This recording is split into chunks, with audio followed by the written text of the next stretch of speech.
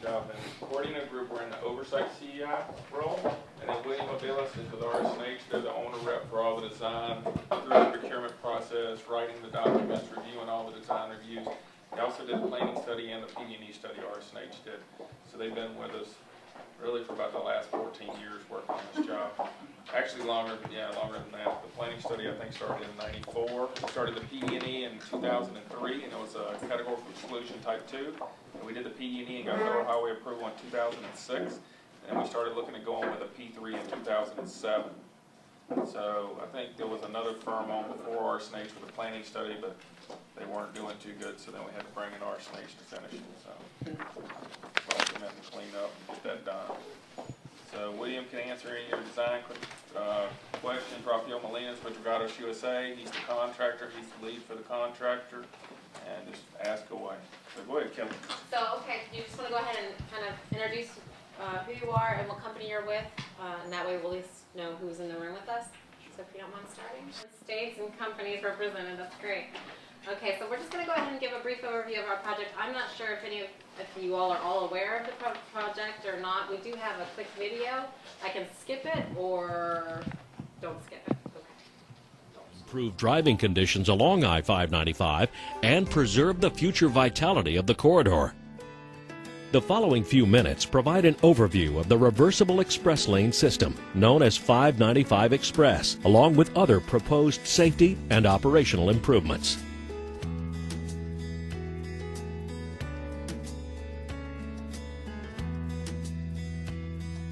Ramps located throughout the I-595, I-75 interchange will provide express lane access from and to I-75 and the Sawgrass Expressway.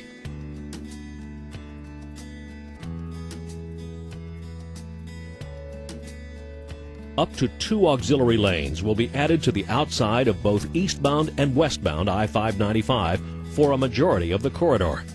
These lanes will reduce the congestion caused by merge, diverge, and weaving movements.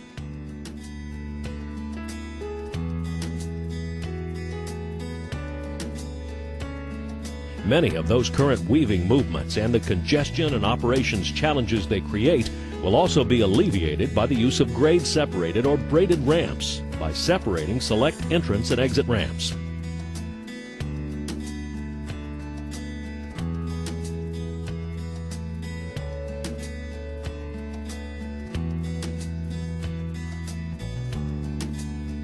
Exit ramps will also be combined at select locations to decrease the number of entrance and exit points on the main line.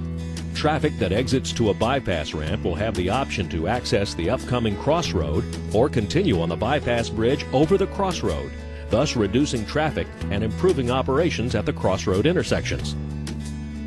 595 Express is proposed to be a tolled, reversible lane system located in the existing median of I-595.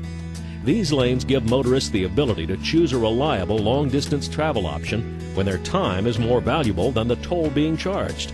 These lanes will be tolled at varying rates throughout the day, with the higher tolls during peak traffic periods. At Davie Road, State Road 84 will be extended through the Turnpike and State Road 7 interchanges to provide a continuous State Road 84 in both the eastbound and westbound directions.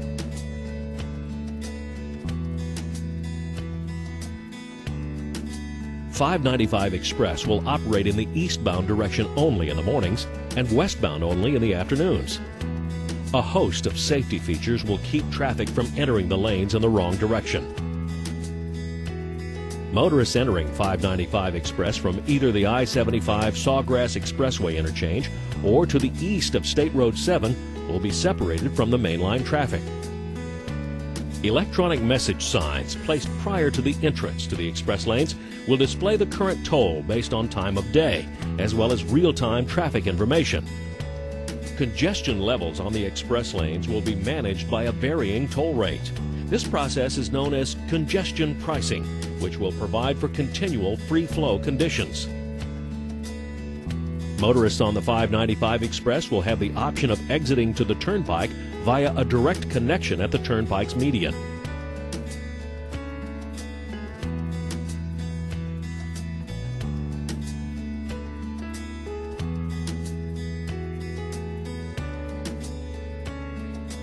In a collaborative effort between District 4 and Florida's Turnpike Enterprise, improvements to the existing configuration of the I-595 Turnpike interchange will significantly improve safety and traffic operations.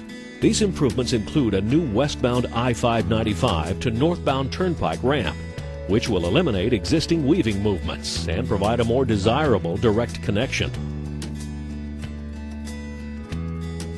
The I-595 westbound improvements will require the placement of stabilization systems along the banks of the North New River Canal in order to maintain the canal's capacity and flow characteristics.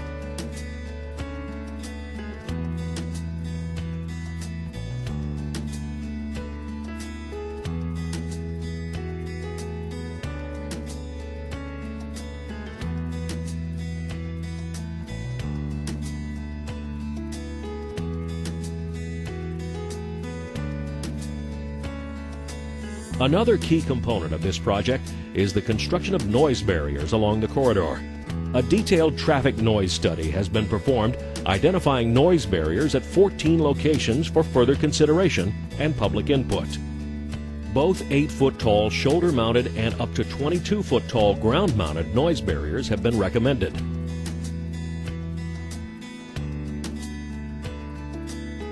A representative image of a typical ground-mounted noise barrier is depicted here on the north side of the North New River Canal between Nob Hill Road and Hiatus Road.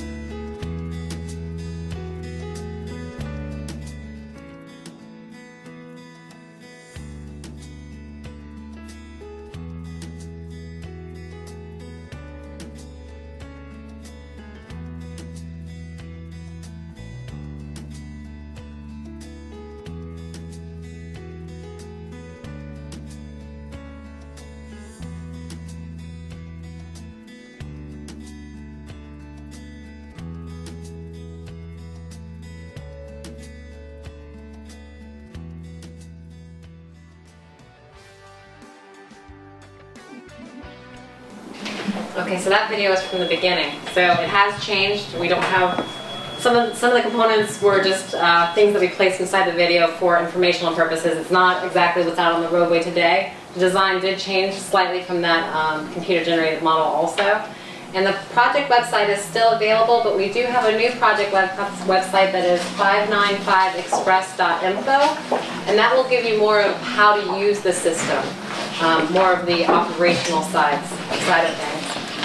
So from the video, you all could see that it's not just a project where we put express lanes down the middle. We did do about 2/3 of the project cost is associated with improvements to the general purpose lanes and the frontage road, which is State Road 84. So only 1/3 of the cost of the project went to developing the reversible express lanes. So just to give some of the project components, like the video went over, it's reversible express lanes, direct connections to the turnpike. Open road tolling, we are only a SunPass facility, which means you do have to have a prepaid transponder in your car. We are not a toll-by-plate facility. State Road 84 is continuous. It's our frontage road that runs east to west along State 595. So travelers can go ahead and opt to take State Road 84 instead of the interstate if they would rather travel along the local road.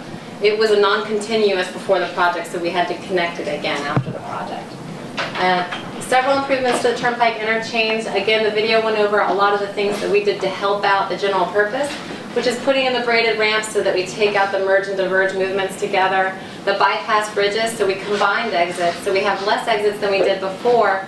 So you exit the interstate from one point to service 2 crossroads. So that way you have less options to incidents, points of exchange areas. This is the typical section before, like the video stated. So what we had beforehand was 595 eastbound and westbound were separated by a swaled median. And we have the canal that was a controlling feature on one side, and then the businesses that are along the other side with State Road 84. So we were confined by our right-of-way on the south side, but we were not as much on the north side. So we went ahead and built out into the canal, putting in the bulkhead that the video went over, keeping the capacity of the canal, and put in the 3 reversible lanes down the median. So what that did was we lost all of our drainage storage that we had down the median, so we had to think of other innovative ideas for the drainage of the roadway. We also added an auxiliary lane to both of the general purpose lanes. So right now, we've done so much to the general purpose that the express lanes we're not at capacity, so we had options, so that was good. Innovations on the project. This is the first design, build, finance, operate, and maintain public-private partnership in Florida. The second one, which is right behind us, and it should be opening, I think, in May, is the Port of Miami Tunnel. That's also another similar structure to us. We're a 35-year agreement, so it was 5 years of construction and then 30 years of operations and maintenance by the concessionaire. This is the first availability payment, P3, in the United States. So what does that mean? That means the concessionaire did not receive payments during construction. They don't get paid until the lanes become available. So availability payments is it's like paying on your mortgage. You get 30 years of monthly payments, and there are there's monetary deductions associated with not meeting performance measures that can increase or decrease the payment throughout the term. Reversible toll lanes, 6 lanes for the price of 3. Congestion pricing is the dynamic pricing that you all, I'm sure, are aware of. So we will fluctuate our pricing throughout the day based upon the density calculated between the changes between density in the express lanes and the general purpose lanes. The state-of-the-art emergency access and infrastructure, this was put in out of a request from the town of Davie. They are the first responders to the corridor. So the town of Davie saw a need to have access into the express lanes. So we've put in emergency access gates, which we have a slide on, and a fire suppression system, which is a dry standpipe system. So again, it's 35 years of O&M. Direct connections to the Florida's Turnpike. Oversight CEI, this is brand new to the Florida Department of Transportation. We do not have the typical inspection firm working for the DOT. Ed with the Coordinator Group heads up the Oversight CEI, so they are one step removed. So what we do is we do audits on what the concessionaire CEI is doing. So the concessionaire has the onus and the responsibility of having the traditional CEI on the project. Express bus service, so this is just something that we've offered to the community. We have express buses that run from the western end of Broward County. They go downtown Fort Lauderdale and downtown Miami, and they're able to utilize the express lanes. And we pay for the buses and the operations, the DOT does. Shared use drainage is how we were able to alleviate the concerns of the swale median. Once we constructed the express lanes, we lost all of our drainage in the middle of the corridor. So what we did, instead of buying land for lakes, we went ahead and bought drainage easements over 3 golf courses. So all of our drainage in the most of the western corridor is interconnected through pipes, and it discharges into the golf courses, gets its treatment through the circulation of interconnected lakes in the golf courses, and then it exits into the North New River Canal. And these are just some photos. This is the dry standpipe fire suppression system. You'll see those out in the medium barrier walls. This is one of our express on the corridor. You'll see them out there. And this is Arrowhead, one of the golf courses that we actually purchased and reconstructed, getting the lakes in the proper alignment for the treatment of the water, and then we subsequently sold the golf course to the town of Davie, well, on the open market, but they actually purchased it. This is our complex organizational structure. So as Paul stated, Paul and I are the only District 4 FDOT personnel on the project. So in the middle here, this is the DOT's agreement. We call it a concession agreement, not a contract. And so DOT has a concession agreement with the concessionaire, which is I-595 Express, LLC. They are a company that was, their parent company is out of Spain, Madrid, ACS Infrastructure, one of the largest concessionaires in the world. So 595 Express was formed specifically for this project. They were tasked with hiring the design build contractor, which is Dragados USA. Then Dragados USA had to hire a design subcontractor, which is AECOM. AECOM does have 7 or 8 other design consultants working for them on the project. Up on the top left, you'll see RSNH, which is our DOT owner's rep on the design side. And then on the right is the Corradino Group, which is the DOT owner's rep on the construction side. Off to the right-hand side are our lenders. This is just kind of another aspect of the project. When you have money involved, we have to have outside counsel and financial advisors on the project. The concessionaire, again, was tasked with the CEI. The traditional CEI role is being done by HNTV on this project. And the O&M is being done by Jorgensen, asset maintenance contractor. This shows the payment structure to the concessionaire that I kind of went over. So you'll see that there are no payments between the beginning of construction, which was 2009 to 2014. The first payment is this year. Once they They reach substantial completion, which is a contractual date where the availability payments start. So the availability payments is in the blue here. It's approximately 60, I think $70 million or $74 million per year. We divide that by a month. We pay that to the concessionaire on a monthly basis after they reach substantial completion. $50 million in milestones. These were kind of incentives for them to get certain aspects of the project done on a certain timeline. We wanted to have the sound walls up in the beginning so that the people along the corridor didn't have to deal with the construction as much. And these green payments are what we call final acceptance payments. They're large sums that the Department of Transportation had in our work program for these projects. We just moved them forward. So these are one per year for the first 5 years. Project schedule. Kevin, let me explain that to everybody. So the DOT, the Florida DOT, the slide that Kelly just showed you, the DOT had $685 million in our work program. So we thought our engineer's estimate on this project was $1.4 billion. So we've had about a $700 million shortfall on this project. That's what made P3 so attractive to Florida DOT, because the capacity that we needed were only going to come after we moved State Road 84 to the north and the south. We moved out the main line and gave us enough room to put the reversible express lanes in the middle. So we had about 15 projects over 20 years to get to the point where we actually provided the capacity needed in the corridor. So the P3, we got the $700 million shortfall we needed. We got the job built in 5 years instead of 20 years. So that's the significance of the green versus the blue. So the green was what we had in our work program, and that was about $685 million. This is the project schedule. We executed the concession agreement in March of 2009. The first notice to proceed at the same time, and then they did advanced construction activities, which pretty much we had a joint project with Broward County that we actually took back into this project to build the Broward County Greenway, which is a shared use path along the North New River. That's where they started to get their feet wet in construction in Florida DOT. Then the notice to proceed 2 was in July of 2009. Major construction began in February of 2010, and the express lanes opened last week on March 26, 2014. And final acceptance, which is meaning after all of the punch list items are complete, we're anticipating it this summer. So the express lanes, it is the Florida's Turnpike is our back office, so we do utilize them for the collection of our tolls. The DOT sets the rate, and we're responsible for the collection of tolls. So one of the misnomers is that the concessionaire is getting the toll, the revenue from the tolls. They are not. The DOT retains that revenue. And again, congestion pricing depending upon the traffic densities in the express lanes. Or we can also do another calculation where we do a travel time savings between the general purpose lanes and the express lanes. So that's another one of the features that we have in our dynamic pricing software. So SunPass, you do have to have a SunPass transponder. There is no toll by plate on our facility. And this is just a picture of our gantry. It shows you all of the equipment up there. Since it is reversible, we do have to have 2 sides. So it is actually in the turnpikes, they think it's 2 gantries. So it's turn one on and turn one off. All users are told we are not, we do not allow hybrids for free because we aren't the typical HOV conversion to an HOT. This just shows the flow of which the video kind of went over. So again, we're eastbound Monday through Friday and on the weekends. So from 4 a.m. to 1 p.m. That covers our morning peak, which is normally eastbound to go to downtown, the airport, and the seaport.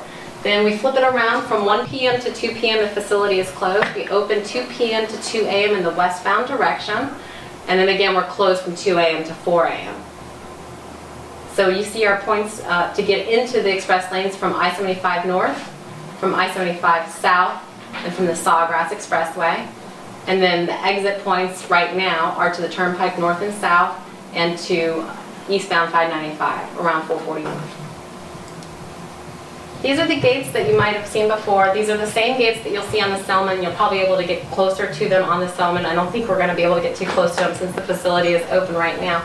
But that's the warning gate, which is a breakaway gate. And this is the barrier gate, which actually does connect into the barrier wall on the other side. So it is a hard closure. It is a fixed. You will not be getting past the barrier gate. That's one of the fire suppressions. These are the emergency access gates that we talked about. These ones slide along the Type F barrier wall. So they're 42 feet wide. These are controlled by our Traffic Management Center on Commercial Boulevard. However, they do have manual override with a keypad or with a crank. So they do have multiple options in case we lose communication. These are, Swiftgate is the manufacturer, I believe. They close the shoulder in advance of the barrier gate, so when they slide along, the fire truck can get in and there won't be someone cutting down the shoulder. So you don't have to worry about people trying to get around an incident. There's 5 of these access gates along the corridor. And that just kind of shows where they are. We have 3 on the westbound side and 2 on the eastbound side. The Traffic Management Center, we do have the concessionaire has 3 of the consoles in the Traffic Management Center, which we will see later today.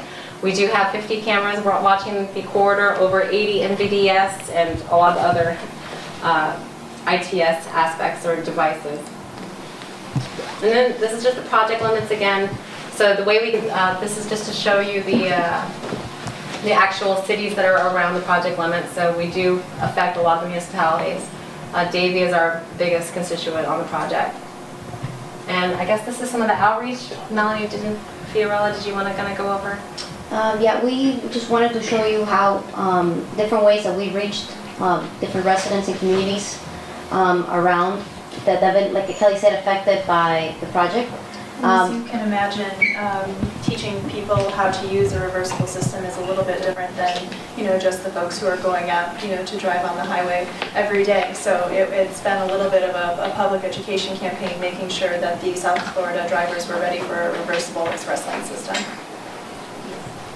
We used digital media, the FDOT website, different contract documents, 595 TV, which is different videos we produced and we posted on YouTube. For example, if we had a new ramp that we're opening, we would have a video of a GoPro video, showing the vehicle driving the ramp, telling motorists to look at the new signs, showing different movements. Also Google Earth and our lane closures, which is weekly. Every Friday we send out a lane closure advisory telling motorists, this ramp is going to be closed from 10 p.m. to 5 a.m. That way they know in anticipation to avoid that ramp or to seek an alternative route. Also, we have the concessionaire's website, which there we post a job hotline and contracted opportunities.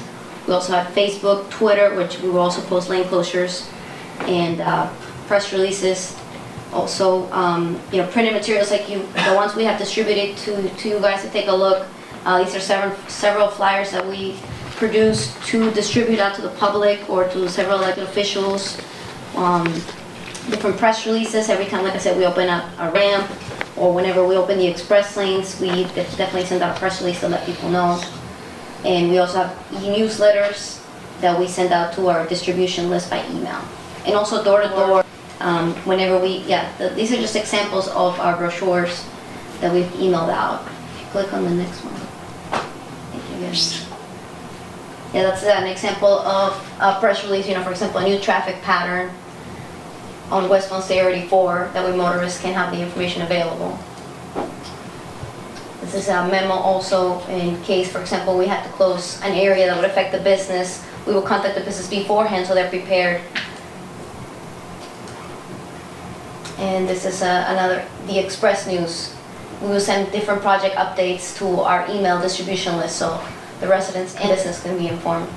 We also had several meetings, noise workshops, one-on-one meetings with elected officials before we open the express lanes. That way they could include that information in their newsletters and they could reach their constituents. We also had the annual project open house, the signature grant, which is placed nearby. We also did project updates at the request of homeowner associations, municipal agencies, schools, anybody who would ask us if they wanted to request some information on 595, we would definitely work with them and give them all the information requested. We also did the Corridor Advisory Committee. We would meet with several elected officials who have shown interest on the 595 express lanes to provide them updates. That way also they can distribute that information to their different constituents. And then the last two are the concessionaires events. In the beginning, we had a disadvantaged business enterprise breakfast and registration so that we could have the DBEs kind of get in contact with some of the lead contractors so that we could get the numbers on the project. We had a goal of 8.1, and I believe we exceeded that with 11. It was almost 13%. And then the contractors breakfast in the beginning. And this is one of the flyers we did on this special event. So that was when we had a University Bridge, the flyover. We were actually raising it 18 inches, which caused us to actually close 595 for the first time ever since its opening. So it was a full closure for an entire weekend. So that was something that Paul and I actually had to meet with all the elected officials on ahead of time, all the businesses in the area to make sure their people could get to work. So it was a major outreach effort on that part. And that's all we had in the presentation. Paul, did you have anything else to add, or if No, not? we're here to answer your question. We're flexible on your schedule. I'll be with you probably through lunch, and I think Kelly's going to take you to the TMC. So if you have questions for me or Ed or Melanie, now's the time to ask them or figure around. Paul, I'm just curious, when the original PG&E was done, was all this 18 projects that you say you were able to merge into 5 years, was that all part of it? Yes. And I'm just wondering, with all the improvement that went on 84 and general purpose, was there any, was that change to the demand on the tool end? Was there a revised tool and revenue sensitivity study? Well, the difference between what we did in the project development environment study, we actually had an elevated roadway like Leroy Selma Expressway going down the middle of the corridor. And we did it as a categorical exclusion type 2. We got federal highway approval on that. And then what happened was, once we started in 2007 looking at doing this as a public-private partnership, and the community kind of figured out, hey, they're really going to build this project. What happened was we had some grassroots opposition because it was elevated. It was third level. So one particular community that's right across the corridor from this building, it's called Hawks Landing, they started like a grassroots campaign. We had renderings. They were at the public hearing. They knew what it was going to be, but it was going to be 94 feet in the air when it came by their neighborhood. And it's a very affluent neighborhood. We were building them a sound wall, but they'd still be able to see it from their clubhouse and their tennis courts. They'd be able to see the elevated roadway. So we went back and did a reevaluation eventually. You know, they got some support from the local mayors, and then it went to our metropolitan planning organization, and there started being a lot of grumbling about the project. So we went through and we did a reevaluation, and we brought those lanes back down to the ground. So to do that, we had to push out and get some more right-of-way in the middle. But in hindsight, we would have never built the project if it was up in the air, because we wouldn't have had the money. We wouldn't have been able to build that project. So it worked out good for us. It worked out good for them. It showed that DOT was cooperating with the local residents, and, you know, it built a good relationship, a good partnership with the communities to do that change. And we just did that through a reevaluation. From our traffic and revenue study, the biggest thing that affected our traffic and revenue study was the direct connect to the turnpike. So originally we were looking at a 2-lane reversible system, but when we added the direct connect northbound and southbound to the turnpike, we needed that 3rd lane. So that's when we picked up the additional lane, and that helped with the revenue a lot. We looked at having an intermediate access point, but the cost of trying to put in an intermediate access point was really cost prohibitive, and we just didn't have the right of way.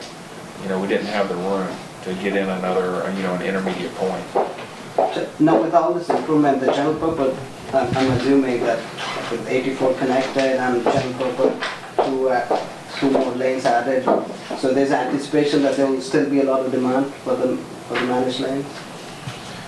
So we, unlike I-95 Express in Miami-Dade coming up to Broward, where we just added a lane, and we already had a facility that was over capacity, really this project wasn't about generating revenue. It was always about moving traffic, and the way to move traffic was with the reversible express lanes. Because what happened on this project, and we opened in 1989, and in 2002 we had Hurricane Andrew, and it destroyed a lot of the residential communities in southwest Miami.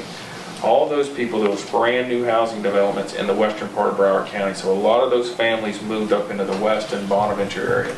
So now we have this huge split in traffic. People going eastbound to Fort Lauderdale, eastbound to get to West Palm Beach, or eastbound to go to Miami to work in the mornings, and coming back out to the western residential communities in the afternoon.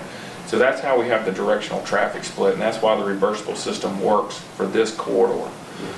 So we were able to look at it. We went and looked at Leroy Selma Expressway. We went over there and visited them, talked to them about how they did their project, and we kind of modeled this one after theirs.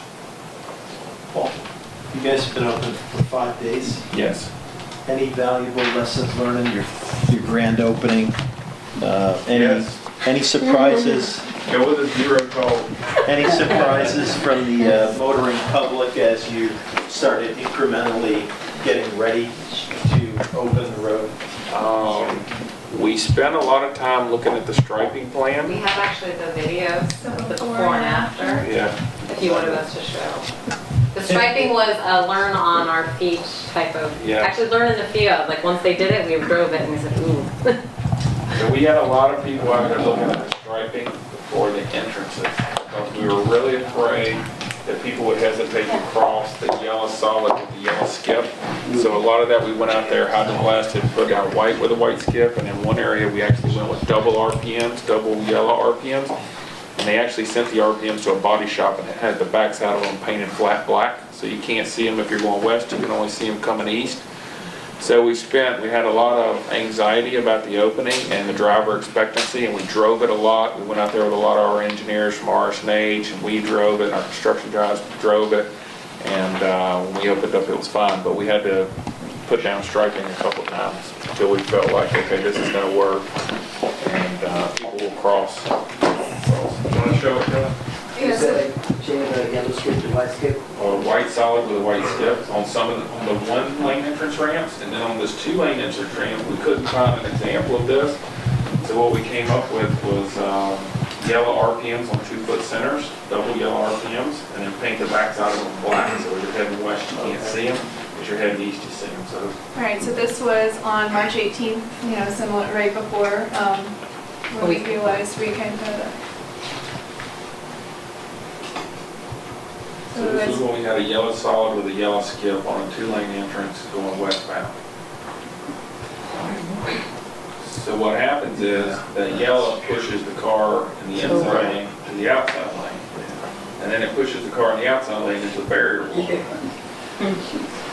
So that's where we went in there and took out the striping. Make sure you do the striping on the structural before the friction, Yes. if you're gonna try that. And it really took seeing it on the field to get the impact of it, because on a set of plans, oh, that'll be fine. But then, once you experience it, it really pushes you over. Then another thing we had to change was we had one ramp where we didn't have enough distance between the bore points, so we actually went out there and redid the geometry and restriped it to get some additional space in there. It's a 5-lane shift to get into the express lanes, so we didn't have quite enough room, we thought, so it would be uncomfortable for the drivers. Who was driving? This is 595 westbound before the same ramp that you're on, so we'll go back there.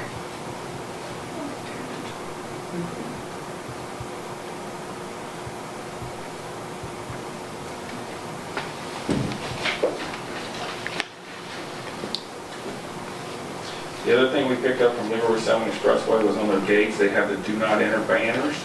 So when we went over there about a year ago, we saw those, and those helped tremendously. So the contractor had those made, you'll see those orange banners hanging from the warning gates, so people are able to see them. The red X's and the green arrows are fantastic, you can see them from a long way away. It's a universal symbol indicating that the lanes are closed or the lanes are open. Was there ever thought about making the color different on the gate itself?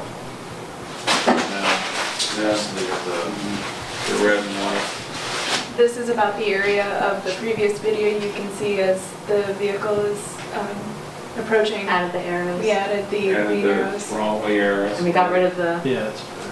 so there We you put go. the skip in there to direct people inside people into the left lane. Those are the RPMs that Paul was talking about. That you couldn't see in our direction, but you can see them in the other direction. We strategically opened it with zero toll. A lot of thought went into that. Obviously, it was Georgia. We saw the bad press you guys got in Georgia, opening up with a toll and not having anybody in the lane. So we decided initially we would go with a zero toll. We got the state secretary to approve that. That went over well, so we knew we'd have vehicles in there. People didn't have to make a decision at the last moment. We've had two openings in South Florida that went horribly bad. We had one where it was a Palmetto Expressway, it had a one-lane flyover, third little flyover. We had a lot of accidents, cars rolling over. When we opened 95 Express in Miami-Dade northbound, it had a lot of cars upside down. So we didn't want people to have to make one more decision. So we said we'll put it at zero tolls. They don't have to make a decision. They get in at their own convenience. and ride for free for 2 weeks. Maybe when we do it for 3 weeks. So build some ridership, build some goodwill, have some vehicles in the lane on day one. That was real important to us. How long you guys plan on doing that for? Right now, we've got it set for 2 weeks. We'll see how the ridership numbers are after 2 weeks. But the first day, we had roughly about 15,000 vehicles. So So Paul, where's the traffic operations and toll pricing operations rather than TMC? yes. And what's the range now? What's your max rate, or is there a max rate? So based on our traffic and revenue study, after the ramp up, we're expecting it to operate, the highest point will be the westbound in the afternoon, and it'll operate between 50 cents and $1.75 once we get through the ramp up. So right now, we're probably going to go to a flat 50 cents after we go from a zero, then we'll go to a flat 50 cents for maybe a few weeks or maybe a month before we start dynamically pricing it, and we'll just keep track of the vehicle densities to see what the software is telling us to make sure it's right. But we have constraints we've got in the software right now, so it won't let it go out. Like if there's an error in the software, it can't display something like $10. So we're capping it right now at $2 because that would be in the range that our traffic and revenue projected. We're going to have a 50-cent minimum, and we're going to cap it at $2, but we really expect it until the ramp up, we get through the ramp up, we really expect it's probably going to operate in the 50 cents to maybe $1 range, honestly. And that's 7 miles long? 7.5 miles is the shortest distance, 9.5 miles is the longest distance between ramps. The emergency access gates, they come back like an accordion, I guess. When they're not being used, how frequently are you going to exercise them to maintain their operations reliability? I believe it's once a month that they're gonna go ahead and open and close them as a testing period. Is that during like your PM switchover, you'll maintain that type of They'll thing? probably do it between the 2 a.m. and 4 a.m. because there's just not enough time between the 1 and 2 p.m. Right. Did you also go out there and physically look at them? Absolutely, yes. And, sorry guys, I'll keep on asking until someone else cuts in. You said that it's predominantly going to be apparently run from the TMC, the entry and exit points. So what kind of communication protocols have you established with Davey or FHP or what have you to get a hold of the TMC and say, hey, we need to get in or out? Has that been established? Yeah, so the town of Davies and first responders, we have their radios at the TMC, so we can talk to their dispatch directly. Also, they went through about a month of training on how to get in there, how to get out of there. And then we had one of their chiefs, one of their battalion chiefs over there when we opened it. They're actually over there right now still. Yeah. The first week they At stationed them. Yeah. Just because it's a new facility, and what they did was they divided it into 5 zones, color zones. So you'll see out there on the light poles, they put a banding around them, the red zone, yellow zone. So that helps the motorist stay. I'm looking at a light pole that has a yellow bandit on in the yellow zone. Then that triggers their response team as to which EAG to go into, so to access their. Because there's 5. Yeah, so we got temporary, like Kelly was saying, we got temporary striping around the light poles right now, and we're waiting for the shipment from 3M with the different colors, and there's going to be an 18-inch band around all the black light poles. Right now, we've got different colored duct tape on all the light poles. They're gonna come in and pack. So they didn't get it in time, but they're having it cut, and it should be here, I think, by the 5th, right, Kelly? The 5th, April 5th? Yeah. Do you have generators as backup power for the EAGs? Yeah, there's 13 backup generators. 13, Kelly, is that right? 13 inclusive? It's per service point, so they did a combination. Combined. Yeah. Can we see some of those generator locations? And we have 3 hubs. We have 3 ITS hubs out there. One on the west end, one at the turnpike, and then one on the east end by I-95. So that's for our communications. We have 3 redundant paths back to the TMC. So we have straight dedicated fiber on the Sawgrass Expressway going up to Commercial Boulevard, on the turnpike going up to Commercial Boulevard, and then on I-95 going up to the Commercial Boulevard. Commercial Boulevard is So where our 3 traffic management center is, and it's probably about 6 or 7 miles from here.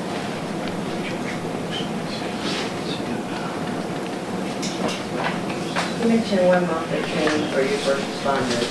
Can you elaborate just a little bit more on how you did that? Well, we started out with them during the PD&E phase. We real closely with the Davie Fire Rescue because they've always been the first responders. And we asked them, what do you guys need? And they said, okay, well, here's where our firehouses are. Here's where we need the emergency access gate. We need this dry standpipe system so we can have water to fight fires or to make foam, make triple F, whatever. So we've been working with them really closely all the way since 2003. And now they're just training on the system that they ask us to build for them.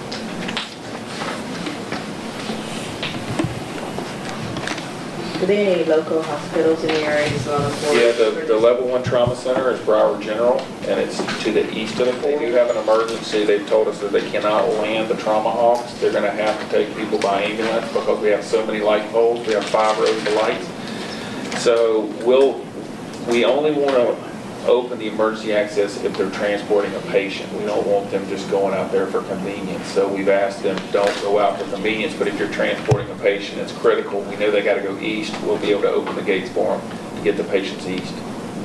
And they'll be able to work with your TMC system or the office for emergencies Yes. where if there's traffic that needs to be rerouted from or stopped during the managed lane for them to, for example, get in there for an accident. Yes. Okay. We can close the system, and it's a level 2 and a level 3, Kelly. We call them level 2 and level 3 incidents. It depends on the duration and the severity of the incident. We can shut down the system and lock the system down. Paul, what happens if in that direction your express lanes are operating 595 eastbound, or the express lanes, and the general purpose lanes are closed for a fatal or what have you? You're going to try to get people on SR84. You going to open up the middle one and not charge during that period, or are you going to charge everybody if they're forced into the express lanes? We never had the express lanes before.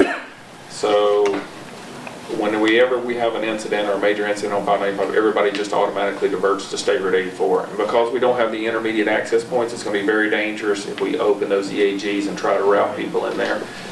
So we're thinking that probably the only time would be like a governor declared state of emergency. If we had a big hurricane and they said, okay, we're going to send everybody across I-75 to Naples and then north from Naples, that kind of thing we could do because we do have a one-way evacuation plan. But as a routine, we would not want to let people in or out of those EAGs. It'd just be too dangerous. I guess you could, with the D4 operations up and downstream of the roadway, you could tell them about the accident and they can make a choice to use the express lanes. Yes. We would post it on the DMS. On 95 and 75.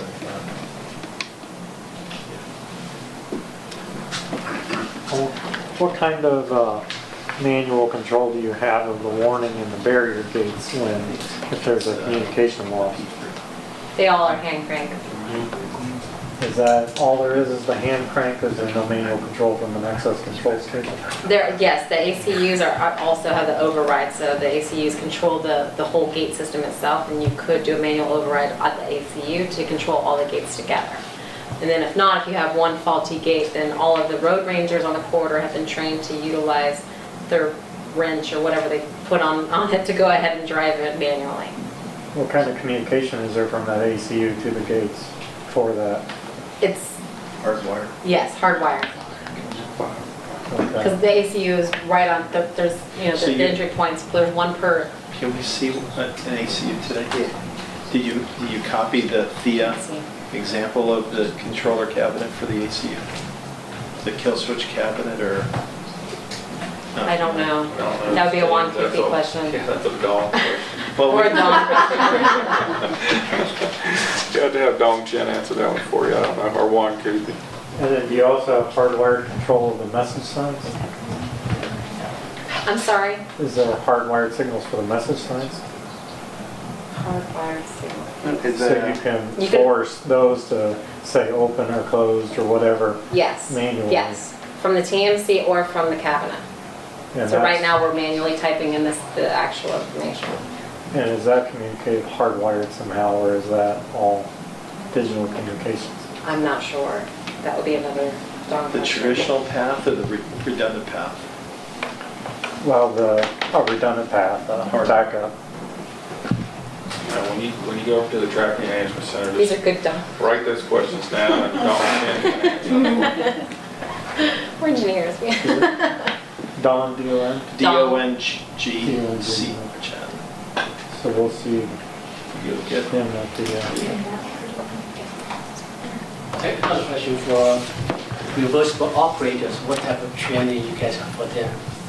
Do you have any like simulation before you get real operation? Yeah, and when you go over to the TMC, you'll see, but we have, the concessionaire, like Kelly says, has 3 consoles, so all their operators have been trained on the reversible system in case, and their supervisor. So that is run by Jorgensen Contract Services. It's actually Roy Jorgensen Associates.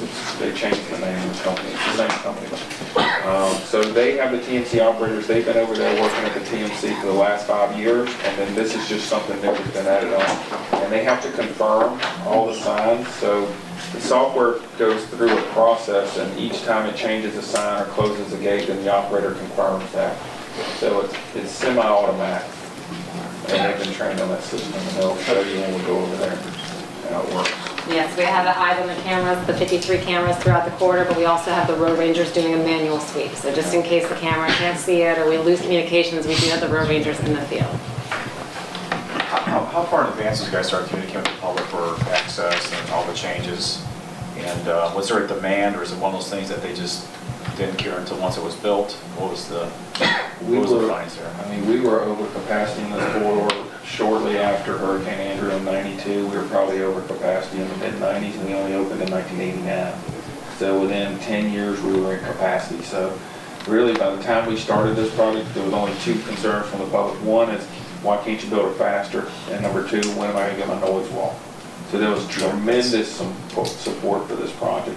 And then we did the financial close. We actually had the best value selection in the fall of 2008, right, the collapse of the whole banking industry.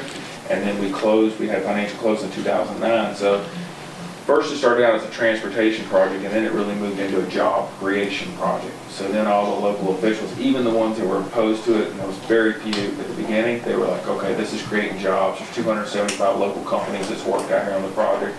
Most months we've had over 2,500 employees directly on it. All the fabrication was done in Florida, all the steel fabrication, concrete fabrication. It really became a jobs project at that point. Yeah, but I'm saying as far as for like now leading up to the opening, as far as like communicating with the public, was there, new entrances and, new locations of interchanges and so on and so forth that was confusing to the public? And that's what I'm asking as far as for in advance of that, was there a lot of coordination with the public on that aspect? Yeah, so like Melanie was saying, we do press releases every Friday. We do all our lane closures, and when we were opening up a new ramp, we did a press release for that. And then actually Melanie would go on and do almost like a news piece, and we had that on YouTube, and we also had it on our website, so you could go through and she would walk you through how to use the new ramp. Okay. And then we put up VMS signs, like we try to get them out 2 weeks ahead of time, letting you know that the ramp is going to move, because we combined a lot of the exit ramps. And forgive me if my ignorance, is this a one straight shot? Once you're on, you're in? Yeah. Okay, that's fine. The express lanes are. We have many different access points and slip ramps, what we call So we've got interchanges every mile on our corridor. For the general purpose. For the general purpose lane. So the biggest thing was when we combined those exit ramps and put in our braided bridges or braided ramps, most of those entrance points were way earlier than they were before. Okay. So in a lot of cases, you're exiting the interstate a mile before your old exit point. Yeah. So we had to make sure people understood, okay, you're going to be exiting 1 mile earlier next week or 2 weeks from now. And that's when we do the press releases and do a video and put it on our website and YouTube to let people know, hey, on this day, your exit point's going to be back here. That's the biggest change to the open. Yeah. Thank you.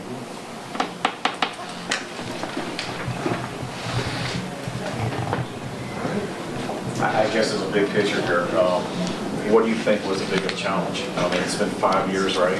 You guys are pretty much, you opened up, and concessionaire, big deal, first time ever. So what do you feel was the biggest challenge you guys faced?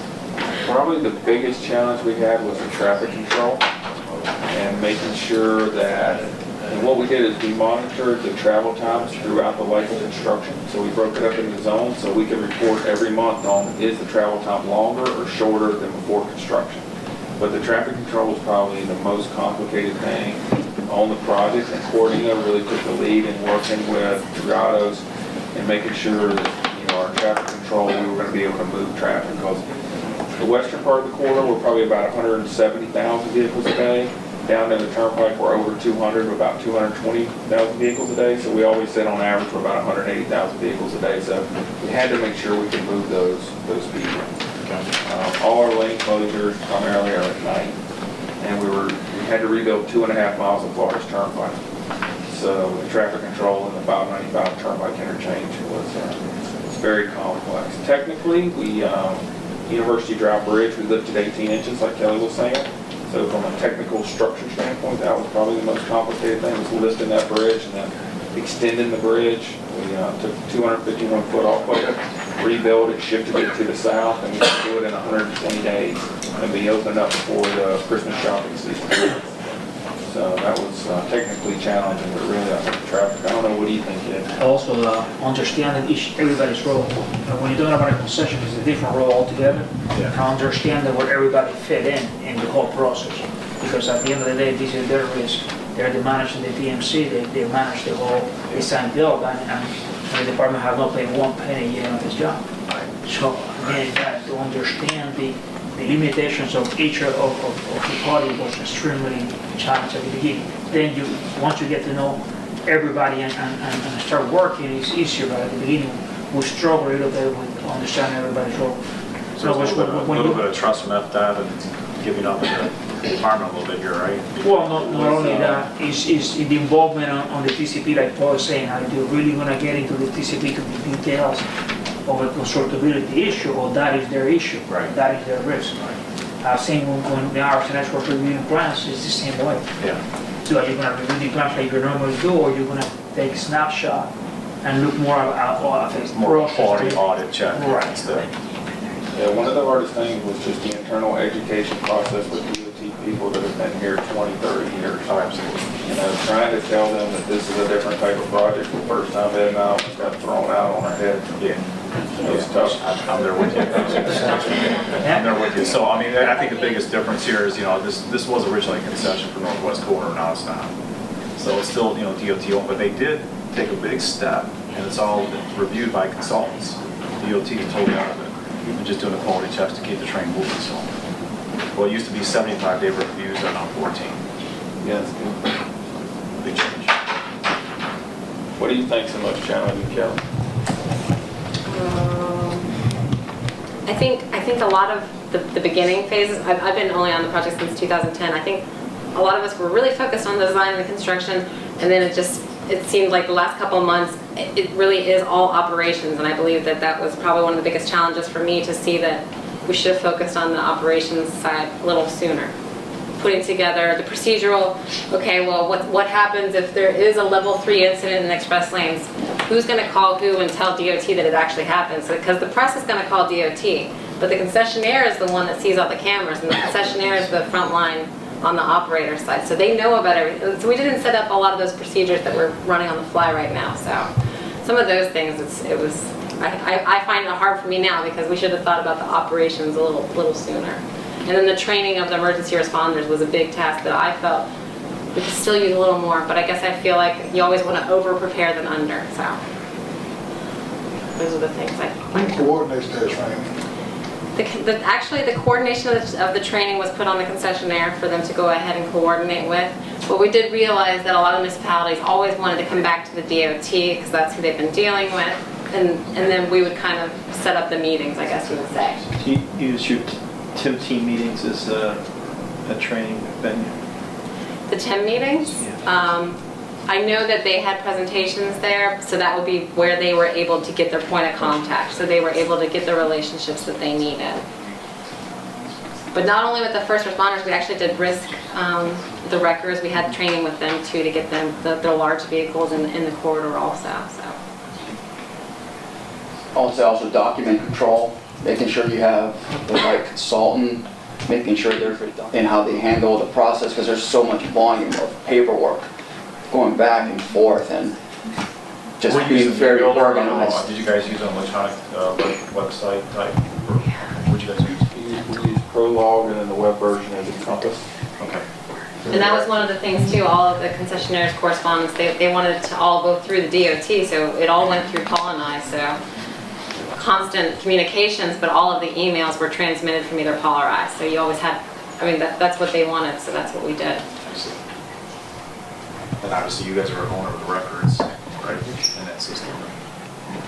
Do you have, I mean, was that a positive using that electronic Yeah. filing? Yeah, we looked at it from the very beginning, when we brought on the coordinating group, we looked at what DOT had available. In our system, it just wouldn't handle the volume of documents. We said there's no way we're gonna crash the whole system for the state if we try to run this job through it. So then we started looking for outside software to run the project, and that worked out well for us.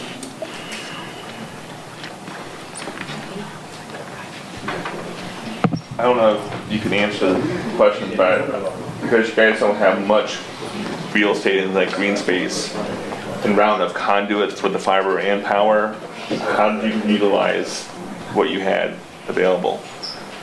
Do you know that? I mean, a lot of it's in barrier wall. Barrier wall. I know there's some limitations as where you only two 2-inch conduits in the barrier wall, and then you got to look at lights,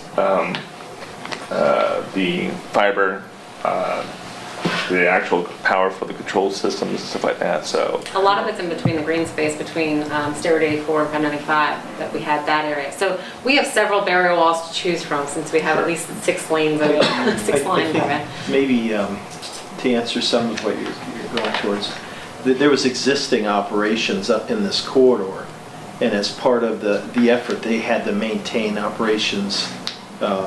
So 595 was instrumentized with ITS, changeable message signs, road ranger vehicles, service patrol vehicles, and whatnot. When the district selected this vendor, the requirement was that there would be no degradation in operational service. That meant both ITS, service patrol, through temporary devices as they were constructing the new fiber and wireless and what have you. Yeah, so they went to a complete wireless system for construction. So they had the trailers, all the equipment mounted on trailers. So they move them whenever the MOT changed. They put the trailer with the camera on it wherever they could still have visibility of the corridor. So it was constantly changing. So, yeah, so essentially there was nothing reused from the old project. It was all destructed and done from fiber backbones. There was no generators in the past. Very limited. What did you guys do with the State Road 84 changeable message signs, the smaller ones? Are they still there? Or We have the new ones. The only one that's existing still is out by Marina Mile, but that one was connected to D4. Through the quarter, there was probably 25 changeable message signs that had to be dealt with from the State Road 84 entry points and also from the 595 entry point. So there's quite a few signs back in the day. Was there a test period controlled without opening the traffic, but test out the whole system? We had lots of testing. So we did the typical factory acceptance testing, then the standalone testing, then the system acceptance testing. So we did all of those in advance, the subsystems, the ACUs. All of that was, the test cases were all submitted to the DOT, approved by the DOT, and then witnessed by a DOT representative. So we were part of it, but we let them do all the testing. So the testing was very difficult when you have the roadway construction ongoing. So when they were testing the ACUs for all the gates, they're going up and down. You've got, paving machines running underneath them. So it was very complicated when we had to put it all together there. So then, they had to halt all system testing also, pretty much the weekend before, so. So just 1 weekend? No, well, over a 2-week period beforehand was pretty much the system total testing, all of the devices. We had a delay in the CMS, the DMS, the toll amount signs. That was the last infrastructure to go up on the project, so it kind of delayed a lot of the testing because that's an integral part of the system. I think, not to try to run Paul's show, but they want to take us out to the field and we have to be at the facility by 12:45. I believe that we'll have time after the reversal to flesh out more questions, and then I'm sure Paul would love to answer anything in writing later on. Yeah, we'll be happy to do that. Y'all want to go out now? Yeah, if we could. A lot of the questions, like for both of the from the DB side is, these gates, the ACUs, the generators, the physical connection and communication, as this gentleman was saying. We're right at that point on both projects, Paul, where we have to finalize design. So that's very interesting for us.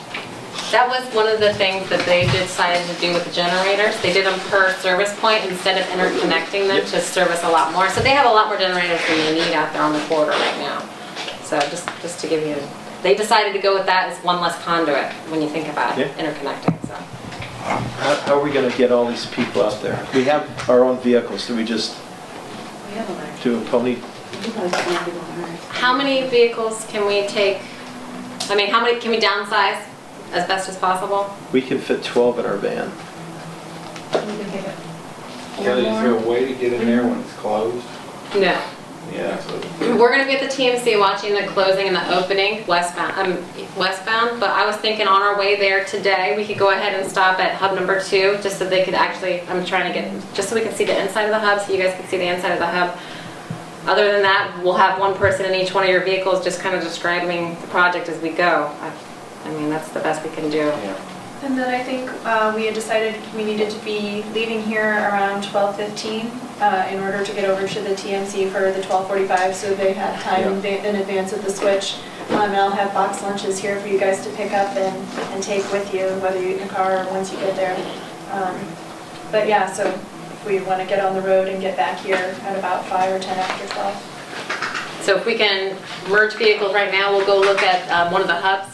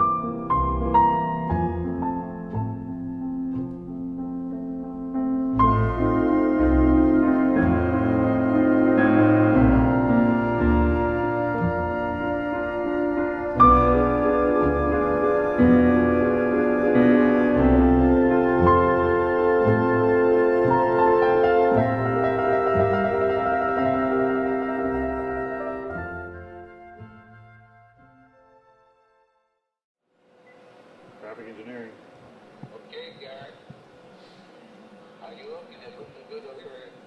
Yeah, I got a roadway conflict, Roger. I don't know, they may have hit a gate somewhere.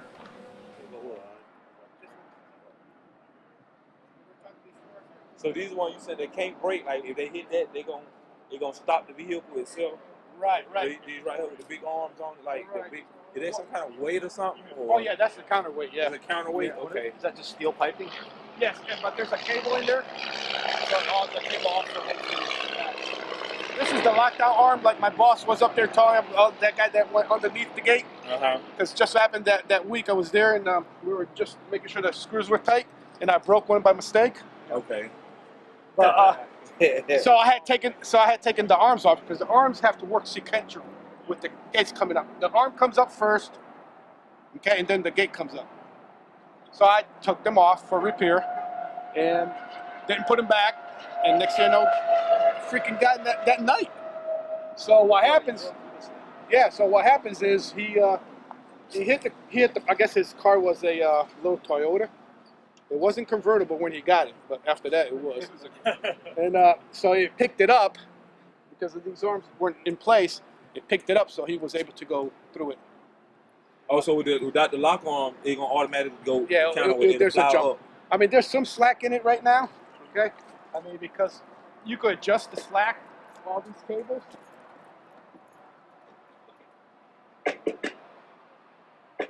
See?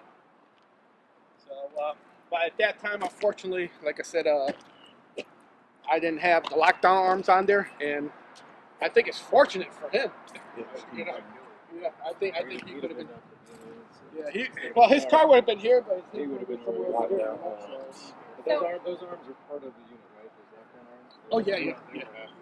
No, they're part of the unit. Yeah. Was there any part of this gate that was added after the fact? Added, no. So this is exactly how it was installed first. Yes. First, right out of the gate. Right. Yep. The only thing. Pursue.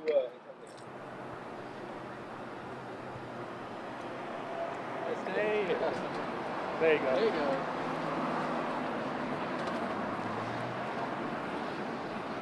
You kind of long, ain't you? Yeah. And the signs in the